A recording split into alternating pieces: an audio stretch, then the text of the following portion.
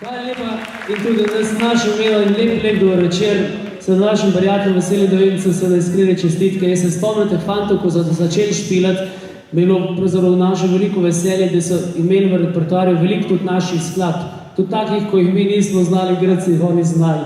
Da se včasih kar malo sram, da se imate Veseli Dolenci igrajo naše komade, mi pa ne.